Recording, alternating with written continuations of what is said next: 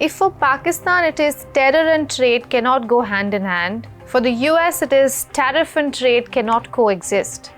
We're almost waiting now as to who will blink first, India or the United States. The same arguments which have been used to target India have not been applied to the largest oil importer, which is China, has not been applied to the largest LNG importer, which is the European Union. Well, right now the tariffs are very high on India because of the Russian oil. And so right now they don't love me, but they'll love us again. We don't know about love, but a breakthrough seems to be coming. I'm Ananya Datta. Let's get started.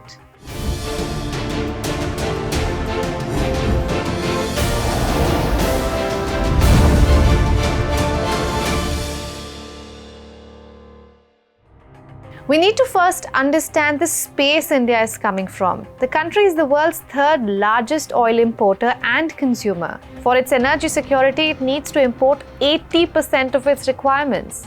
Historically, Middle Eastern suppliers have filled the bucket for India, but US foreign policy slowly has pushed India towards Russia.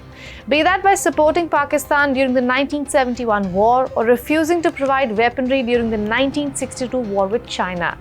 It took time, but India learned not to put all its eggs in one basket, and definitely not in the American basket. So slowly, trade with Russia began to pick momentum. It started with industrial machinery, then defense equipment, and ultimately energy.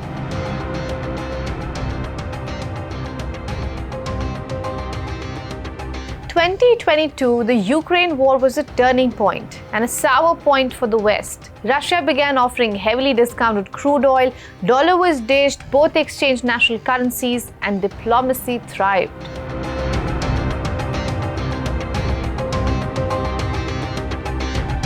Trump doesn't like any of this. He has slapped a 50% tariff on Indian exports. For context, China's is less than 40% and Pakistan is standing at 19%.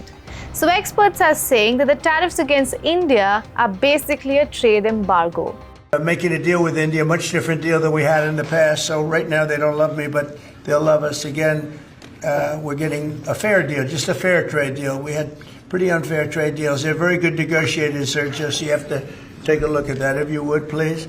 But we're getting close, Scott. I think we're pretty close to doing a deal that's good for everybody, right?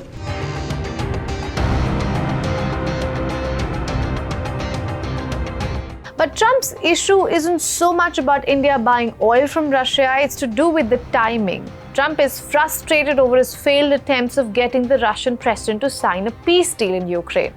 And that frustration is being diverted towards India, which has been buying Russian oil for decades, by the way.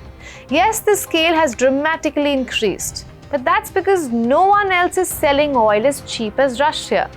In fact, for all you know, once Trump is able to stop the war in Ukraine, he will have no problem with India's oil deals. Well, right now the tariffs are very high on India because of the Russian oil, and they've stopped doing the Russian oil. It's been reduced very substantially. Yeah, we're going to be bringing the tariffs down. Trump's repeated claim that India has stopped buying Russian oil has no basis. The latest number from Kepler, which tracks imports and exports, suggests that there has been an increase in month-on-month trade. But it is important to understand here that India's Russian oil shipments are expected to slow down, not stop, slow down, starting late this month. This is because US has sanctioned two major suppliers, and now that has prompted Indian refiners to pause new orders and look for alternatives. I think India was getting closer to the United States over the last 20 years. And it's very disappointed.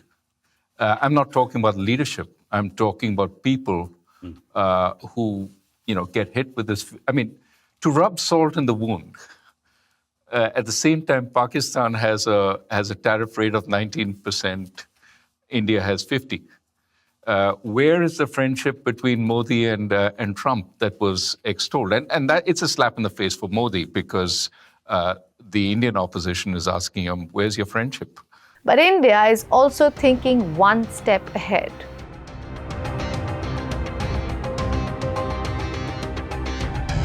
A large delegation of Indian exporters have been dispatched to Moscow. They are going to help diversify export markets amid the impact of US tariffs. The delegation has 20 exporters from the engineering sector, a sector which accounts for nearly a fifth of all Indian merchandise exports. So apart from oil, there is a visible push for other industries as well. And most importantly, the visit comes ahead of an expected trip to India next month by Russian President Vladimir Putin.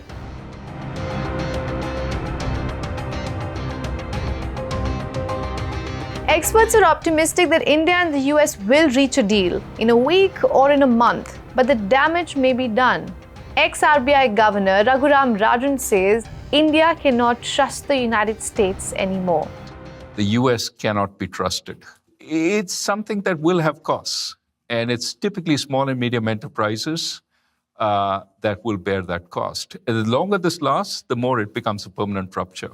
So these are clearly very tricky times for India. The world is splitting into power blocks again, and every country is being pushed to choose a side. But India has learned from history that over-dependence on the US is risky, but so is over-dependence on Russia. One misstep, and India could end up locked into someone else's war, someone else's sanctions, someone else's diplomacy. It was saved once, but will it be saved again?